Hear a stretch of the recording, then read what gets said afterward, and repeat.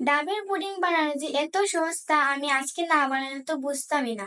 মাত্র ২টি উপকরণ দিয়ে এই সহজ একটি রেসিপি তৈরি করতে পারবেন আপনারা। তো এর জন্য লাগবে চিনি এবং আগার আগার পাউডার। এই আগার আগার পাউডারটি আপনারা যে কোনো শপে পেয়ে যাবেন।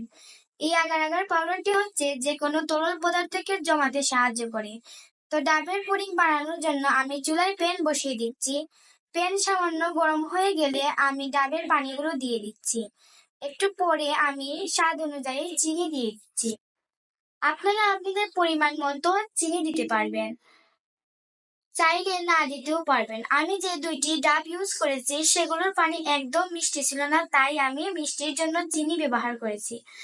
এরপর চিনি দেওয়ার পর কিছুক্ষণ নেড়ে ছেড়ে দিচ্ছি। 1.5 চামচের মতো আগার আগার পাউডার দিয়ে দিচ্ছি।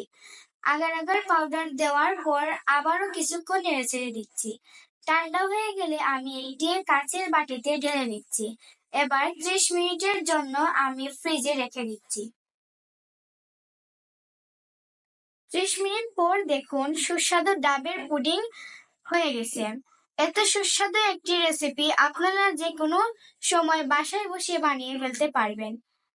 বাই দ্য ওয়ে গাইজ, এই ডাবের পুডিং বানানো কেমন হয়েছে তা কিন্তু আপনারা কমেন্টে জানাতে ভুলবেন না।